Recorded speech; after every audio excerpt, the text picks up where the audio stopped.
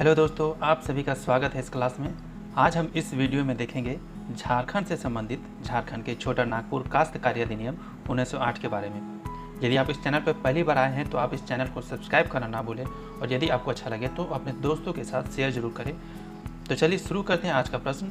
आज के प्रश्न का विषय है छोटा नागपुर काश्तकारी अधिनियम 1908। इस वीडियो में कुल 50 प्रश्न हैं जो कि आपके किसी भी परीक्षा में से संबंधित सभी प्रश्नों का संकलन इसमें है, छोटा नागपुर काश्तकारी अधिनियम से संबंधित। आइए पहले प्रश्न की ओर चलते हैं। छोटा नागपुर काश्तकारी अधिनियम कब पारित हुआ? आपके सामने ऑप्शन है 1905 में, 1906 में, 1907 में या 1908 में। आइए देखते हैं इसका सही जवाब क्या होगा। जी हाँ, इसका सही जवाब है 1908 में। आइए इससे संबंधित इसकी व्याख्या देख लेते हैं। छोटा नागपुर काश्तकारी अधिनियम वर्ष 1908 में पारित किया गया। यह 11 नवंबर 1908 से झारखंड राज्य के छोटा नागपुर प्रमंडल, उत्तरी और दक्षिणी पलामू प्रमंडल तथा कोल्हान प्रमंडल क्षेत्र में लागू है। अगले प्रश्न को चलते हैं। दूसरा प्रश्न है, छोटा नागपुर काश्तकारी अधिनियम 1908 में कुल कितने अध्याय व धाराएं हैं? ऑप्शन है 19 अध्याय व 271 धाराएं, 20 अध्याय व 271 धाराएं, 19 अध्याय व 273 धाराएं या 21 अध्याय व 273 धाराएं। इसका सही जवाब है ऑप्शन का 19 अध्याय व 271 धाराएं। 11 नवंबर 1908 से लागू छोटा नागपुर काश्तकारी अधिनियम 1908 में कुल 19 अध्याय व 271 धाराएं हैं। अगले प्रश्न की ओर चलते हैं। छोटा नागपुर काश्तकारी अधिनियम 1908 का ब्लूप्रिंट यानी खाका किसने तैयार किया था? ऑप्शन है Wilkinson, John H Hopman, Lord Macaulay या स्टीफन। इसका सही जवाब है ऑप्शन खा जॉन एच हाफमैन। आइए इससे संबंधित इसकी व्याख्या देख लेते हैं। छोटा नागपुर काश्तकारी अधिनियम 1908 का ब्लूप्रिंट अर्थात खाका जॉन एच हाफमैन ने तैयार किया था। इस अधिनियम को भारत परिषद अधिनियम 1982 की धारा 5 के अधीन गवर्नर जनरल की स्वीकृति मंजूरी से अधिनियम किया गया। चौथे प्रश्न की ओर चलते हैं। छोटा नागपुर काश्तकारी अधिनियम में पहली बार कब संशोधन किया गया? इसका सही जवाब है पहली बार 1920 में संशोधन किया गया। ऑप्शन है 1909, 1910, 1915 और 1920। इसका सही जवाब है छोटा नागपुर काश्तकारी अधिनियम 1908 का संशोधन 1920 में किया गया। चलिए हम लोग पांचवें प्रश्न की ओर चलते हैं। छोटा नागपुर काश्तकारी अधिनियम का मुख्य उद्देश्य क्या था? ऑप्शन है भूमि संबंधी विवादों की समाप्ति, जनजातियों के भूमि संबंधी अधिकारों की रक्षा, जनजाति विद्रोहों को नियंत्रित करना या जनजातियों को भूमि से बेदखल करना। आपको बताना है इसमें कौन सा जवाब सही होगा। क 1 और 2, ख 1, 2 और 3, ग 2, 3 और 4 या घ 1, 2 और 3। तो इसका सही जवाब होना चाहिए भूमि संबंधी विवादों की समाप्ति, जनजातियों के भूमि संबंधी अधिकारों की रक्षा तथा जनजाति विद्रोह को नियंत्रित करना।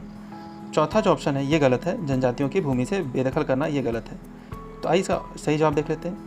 जी हाँ, इसका सही जवाब है 1, 2 और 3। देख लीजिए। चलिए अगले प्रश्न की ओर चलते हैं। आइए इससे संबंधित पहले इसकी व्याख्या देख लेते हैं। छोटा नागपुर काश्तकारी अधिनियम 1908 का मुख्य उद्देश्य रैयत व जमींदार तथा रैयत व रैयत के मध्य भूमि संबंधी विवादों का निपटारा, जनजातियों के भूमि संबंधी अधिकारों की रक्षा के साथ साथ ब्रिटिश शासन के विरुद्ध हो रहे जनजातीय विद्रोह को नियंत्रित करना भी था, किंतु जनजातियों को भूमि से बेदखल करना इसका उद्देश्य नहीं था।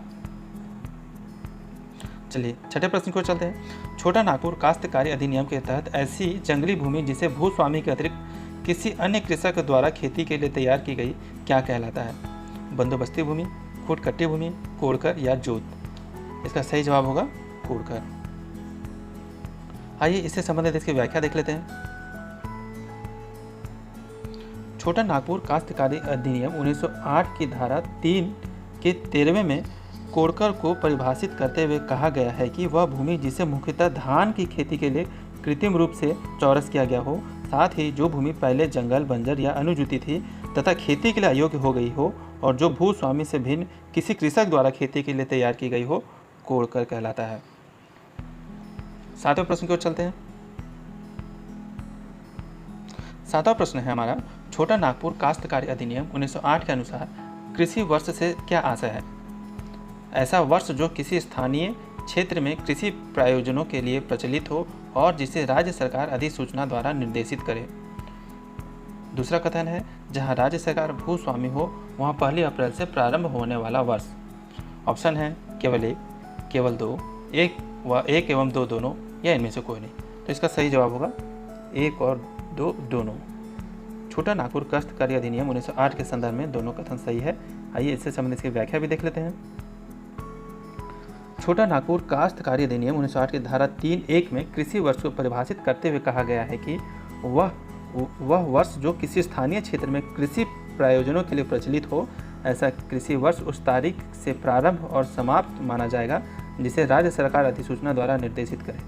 साथ ही जहां राज्य सरकार ही भूस्वामी हो वहां 1 अप्रैल से प्रारंभ होने वाला वर्ष कृषि वर्ष समझा जाएगा। 8वें प्रश्न की ओर चलते हैं। 8वां प्रश्न है हमारा, छोटा नागपुर काश्तकारी अधिनियम के अनुसार जोत से क्या अभिप्राय है। ऑप्शन है रैयत द्वारा धारित भूमि या भूखंड, ख ऑप्शन भूस्वामी द्वारा धारित भूमि, जमींदार द्वारा धारित भूमि, या सरकारी भूमि। इसका सही जवाब होगा रैयत द्वारा धारित भूमि या भूखंड। आइए इससे संबंधित इसकी व्याख्या देख लेते हैं।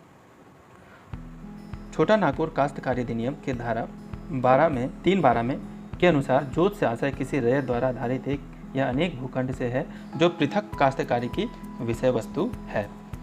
9वें प्रश्न की ओर चलते हैं। 9वां प्रश्न है हमारा, छोटा नागपुर काश्तकारी अधिनियम के अंतर्गत भूस्वामी से क्या आशय है। ऑप्शन है वह व्यक्ति जो लगान की वसूली करता हो, जो लगान निर्धारित करता है, वह व्यक्ति जिसके अधीन काश्तकार भूमि धारण करता हो, जिसने सरकार से जमीन प्राप्त की हो। इसका सही जवाब होगा वह व्यक्ति जिसके अधीन काश्तकार भूमि धारण करता हो। इससे संबंधित इसकी व्याख्या देख लेते हैं। इस अधिनियम के तहत भूमि स्वामी से अभिप्राय ऐसे व्यक्ति से है जिसके अधीन काश्तकार भूमि धारण करता है। भूस्वामी के अंतर्गत सरकार भी शामिल है। 10वें प्रश्न की ओर चलते हैं। 10वां प्रश्न है हमारा, छोटा नागपुर काश्तकारी अधिनियम के अंतर्गत वह व्यक्ति जो किसी अन्य व्यक्ति के अधीन भूमि धारण करता है तथा उसका लगान भी चुकाता है वह क्या कहलाता है। ऑप्शन है भूस्वामी, काश्तकार, जमींदार, या इनमें से कोई नहीं। इसका सही जवाब होगा काश्तकार। आइए इससे संबंधित इसकी व्याख्या देख लेते हैं। इस अधिनियम की धारा 3 के 26 के अनुसार काश्तकार से आशय ऐसे व्यक्ति से है जो किसी अन्य व्यक्ति यानी भूस्वामी या सरकार आदि के अधीन भूमि धारण करता हो तथा साथ ही उस भूमि का लगान भी उसी व्यक्ति को भुगतान करने हेतु दायी है। आइए अगले प्रश्न की ओर चलते हैं। 11वां प्रश्न है, छोटा नागपुर काश्तकारी अधिनियम 1908 के अंतर्गत स्थायी बंदोबस्ती किससे संबंधित है। ऑप्शन है चाईबासा, जमशेदपुर, सरायकेला खरसावां, या खूंटी। सही जवाब होगा इसका सरायकेला खरसावां। इससे संबंधित इसकी व्याख्या देख लेते हैं। छोटा नागपुर काश्तकारी अधिनियम 1908 की धारा 3 के 30 में स्थायी बंदोबस्त को परिभाषित किया गया है। इसके अनुसार स्थायी बंदोबस्त 1993 का संबंध झारखंड राज्य के सरायकेला खरसावां क्षेत्र से है। 12वें प्रश्न की ओर चलते हैं। इसमें बताना है निम्नलिखित कथनों में से कौन सा कथन असत्य है। चल संपत्ति के अंतर्गत खड़ी फसल भी शामिल है। स्थायी भूधृति से आशय है वह भूधृति जो वंशागत है लेकिन सीमित समय के लिए धारित नहीं है। भूधृति से आशय भूधारक का हित और इसके अंतर्गत उपभूधृति आती है, किंतु मुंडारी, खुटकट्टीदारी, काश्तकारी नहीं आती, या इनमें से कोई नहीं। इसमें बताना है आपको कि कौन सा कथन असत्य है। इसका सही जवाब होगा इनमें से कोई नहीं, यानी इसमें से शामिल सभी कथन सत्य हैं धारा 1908 के संदर्भ में। छोटा नागपुर काश्तकारी अधिनियम 1908 के अंतर्गत धारा 3 में परिभाषित उपरोक्त सभी कथन सत्य हैं। चलते हैं अगले प्रश्न की ओर। 13वां प्रश्न हमारा, छोटा नागपुर काश्तकारी अधिनियम के तहत ग्राम मुखिया के अंतर्गत क्या शामिल है। ऑप्शन है किसी ग्राम या ग्राम समूह का मुखिया, मानकी या प्रधान या मांझी, ठेकेदार या इजारदार, या उपरोक्त सभी। इसका सही जवाब होगा उपरोक्त सभी। आइए इससे संबंधित इसकी व्याख्या देख लेते हैं। इस अधिनियम के अंतर्गत दी गई ग्राम मुखिया की परिभाषा से अभिप्राय है किसी ग्राम या ग्राम समूह का मुखिया, इसे मानकी, प्रधान या मांझी आदि नामों से जाना जाता है। अगले प्रश्न को चलते हैं। 14 प्रश्न, छोटा नागपुर काश्तकारी अधिनियम 1908 के संदर्भ में निम्नलिखित में से कौन सा सुमेलित नहीं है। काश्तकारी का वर्ग अध्याय 2, भूधारक अध्याय 5, अधिभोगी रैयत 1 का अध्याय 4, या अनाधिभोगी रैयत अध्याय 6। बताना है आपको इसमें कि कौन सा सुमेलित नहीं है। इसका सही सुमेलित नहीं भूधारक का अध्याय 5। इसकी व्याख्या देख लेते हैं। इस अधिनियम के अंतर्गत भूधारक से संबंधित प्रावधान अध्याय 3 में दिया गया है, जबकि अध्याय 5 में खुरकट्टी अधिकार प्राप्त रैयत से संबंधित विभिन्न प्रावधान वर्णित है। अन्य सभी विकल्प सुमेलित हैं यानी सही हैं। अगले प्रश्न की ओर चलते हैं, 15 नंबर के प्रश्न की ओर। छोटा नागपुर काश्तकारी अधिनियम के किस धारा में रैयत से संबंधित प्रावधान किए गए हैं? धारा 4, 5, 6 या 8? इसका सही जवाब है धारा 6। आइए इससे संबंधित इसकी व्याख्या देख लेते हैं। इस अधिनियम की धारा 6 के अनुसार रैयत से ऐसे व्यक्ति हैं जिसने स्वयं या अपने परिवार के सदस्यों या भाड़े के सेवकों यानी मजदूरों आदि की सहायता से खेती करने हेतु भूमि धारण करने का अधिकार अर्जित किया हो, किंतु रैयत के अंतर्गत मुंडारी खुटकट्टी नहीं आते हैं। अगले प्रश्न की ओर चलते हैं, 16 नंबर का प्रश्न है ये। छोटा नागपुर काश्तकारी अधिनियम 1908 के अंतर्गत लगान में कमी करने के लिए कौन अधिकृत है? काफ़ी आसान सा सवाल है ये। इसका सही जवाब आपको बताना है। ऑप्शन है deputy collector, deputy commissioner, commissioner या सब डिविजनल कमिश्नर। तो इसका सही जवाब होगा डिप्टी कमिश्नर।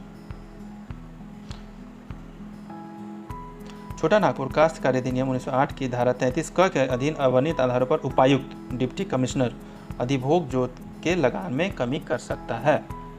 अगले प्रश्न 17 नंबर का प्रश्न है ये। बंदोबस्त रैयत के को छोटा नागपुर काश्तकारी अधिनियम की किस धारा में परिभाषित किया गया है? ऑप्शन है धारा 17, 6, 16 या 21। इसका सही जवाब होगा धारा 17। आइए इससे संबंधित इसकी व्याख्या देख लेते हैं। इस अधिनियम के धारा 17 में बंदोबस्त रैयत को परिभाषित करते हुए कहा गया है कि ऐसे प्रत्येक व्यक्ति को जिसने इस अधिनियम के प्रारंभ से पूर्व या पश्चात किसी ग्राम में स्थित भूमि को पूर्णतः या अंशतः पट्टे पर या अन्य रूप में रैयत के रूप में लगातार 12 वर्षों तक धारण किया हो, उस ग्राम का बंदोबस्त रैयत समझा जाएगा। 18वें नंबर के प्रश्न की ओर चलते हैं। छोटा नागपुर काश्तकारी अधिनियम 1908 की धारा 33 क के अधीन किन आधारों पर उपायुक्त लगान में कमी कर सकता है? ऑप्शन है क, यदि रैयत की जोत की मिट्टी बिना उसकी गलती के बालू या संचय या जल प्लावन या अन्य आकस्मिक कारण से अपकृष्ट यानी खेती लायक नहीं हो गई हो। ऑप्शन ख, यदि भूस्वामी सिंचाई की व्यवस्था करने में असफल रहा हो। ऑप्शन ग है मुख्य खाद्य फसलों के औसत स्थानीय मूल्य में गिरावट आ जाना। या ऑप्शन घ, उपरोक्त सभी आधारों पे। इसका सही जवाब होगा लगान कमी करने का अधिकार उपायुक्तों का है। इन सभी कंडीशन में ये ऐसा कर सकते हैं। आइए इससे संबंधित की व्याख्या देख लेते हैं। इस अधिनियम की धारा 33 का के तहत उपायुक्त रैयत की जमीन अपकृष्ट हो जाने, जमींदार द्वारा सिंचाई की व्यवस्था करने में असफल रहने, मुख्य खाद्य फसलों के स्थानीय मूल्य में गिरावट आ जाने तथा रैयत द्वारा लगान के लिए निर्धारित भूमि से कम भूमि धारण करने की स्थिति में लगान की दर आवश्यकता अनुसार कमी कर सकेगा। 19वें नंबर के प्रश्न की ओर चलते हैं। छोटा नागपुर काश्तकारी अधिनियम के अंतर्गत निम्नलिखित में से कौन रैयत के प्रकार हैं? ऑप्शन है खुटकट्टी अधिकार प्राप्त रैयत, अधिभोगी रैयत, अनाधिभोगी रैयत या उपरोक्त सभी। इसका सही जवाब होगा उपरोक्त सभी। इससे संबंधित इसकी व्याख्या भी देख लेते हैं। छोटा नागपुर काश्तकारी अधिनियम 1908 के अंतर्गत विभिन्न प्रकार के रैयतों की चर्चा की गई है। अध्याय 4 में अधिभोगी रैयत, अध्याय 5 में खुटकट्टी अधिकार प्राप्त रैयत तथा अध्याय 6 के अंतर्गत अनाधिभोगी रैयत से संबंधित प्रावधान उल्लेखित हैं। 21वें नंबर के प्रश्न को चलते हैं। अनाधिभोगी रैयत को की बेदखली से संबंधित प्रावधान है कौन सी धारा में है? ऑप्शन धारा है 40, 41, 44 या 46। इसका सही जवाब होगा धारा 41। आइए इससे धारा 41 से संबंधित इसकी व्याख्या भी देख लेते हैं। छोटा नागपुर काश्तकारी अधिनियम 1908 की धारा 41 में अनाधिभोगी रैयत की बेदखली से संबंधित विभिन्न आधारों की चर्चा की गई है। इन आधारों में लगान के बकायों का भुगतान निर्धारित समयावधि में करने में असफल रहने पर भूमि का उपयोग स्थानीय रूढ़ी या प्रथा द्वारा प्राधिकृत रीति से अलग करना, अधिनियम के अधीन संगत शर्तों के उल्लंघन की दशा में रजिस्ट्रीकृत पट्टे की अवधि के बीत जाने पर तथा लगान का भुगतान करने से इनकार किए जाने पर अनाधिभोगी रैयत को उसकी जोत से बेदखल किया जा सकता है। यह काफ़ी महत्वपूर्ण प्रश्न है। चलिए अगले प्रश्न को चलते हैं। 21वां नंबर का प्रश्न है। छोटा नागपुर काश्तकारी अधिनियम 1908 की धारा 46 के तहत कोई रैयत अपने जोत या उसके किसी भाग का बंधक या पट्टे द्वारा अंतरण कितने समय के लिए कर सकता है? ऑप्शन है 5 वर्ष, 10 वर्ष, 12 वर्ष या 15 वर्ष। इसका सही जवाब होगा 5 वर्ष। आइए इससे संबंधित इसकी व्याख्या देख लेते हैं। छोटा नागपुर काश्तकारी अधिनियम 1908 की धारा 46(1) के तहत एक रैयत अपनी संपूर्ण जोत या उसके किसी भाग के अपने अधिकार का अंतरण किसी अन्य व्यक्ति को बंधक या पट्टे द्वारा अभिव्यक्त या विवक्षित रूप में 5 वर्ष तक की अवधि के लिए कर सकेगा। इससे अधिक किसी भी हद तक अंतरण विधि मान्य नहीं होगा। 22वें नंबर के प्रश्न को चलते हैं। छोटा नागपुर काश्तकारी अधिनियम 1908 की धारा 46 के तहत कोई रैयत अपनी जोत या उसके किसी भाग को कितनी समयावधि यानी टाइम पीरियड के लिए भूगत बंद कर सकेगा? 5 वर्ष, 7 वर्ष, 10 वर्ष या 12 वर्ष?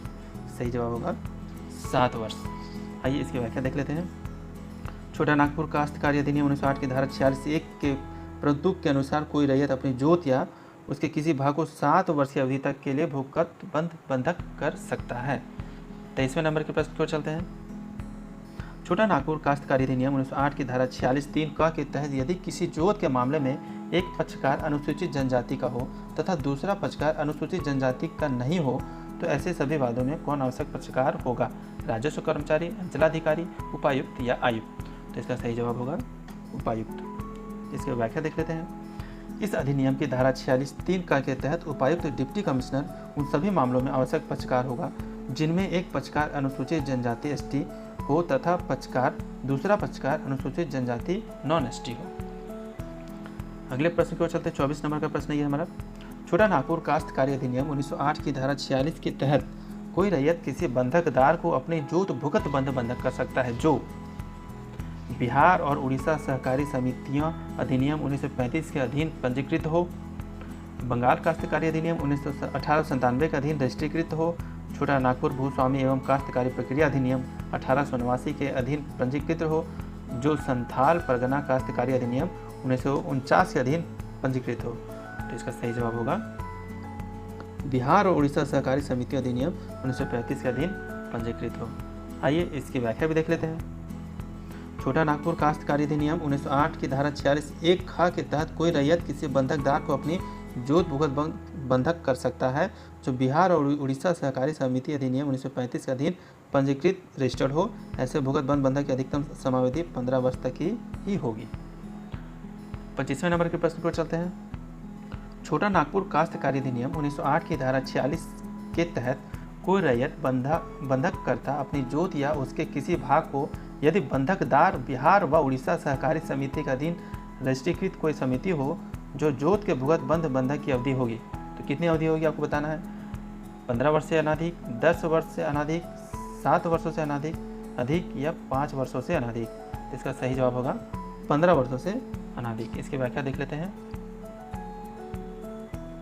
इस अधिनियम के तहत यदि बंधकदार बिहार और उड़ीसा अधिनियम 1935 के अधीन रजिस्ट्रीकृत कोई समिति हो तो भुगत बंधक की अवधि अधिकतम 15 वर्षों तक ही हो सकेगी। इस वीडियो में बस इतना ही दोस्तों। आगे के प्रश्नों को 26 नंबर से प्रश्न हम अगले वीडियो में आपको रखे हैं आपके सामने। आप अगले वीडियो में जाके उसे देख सकते हैं। तब तक के लिए धन्यवाद। जोहार दोस्तों।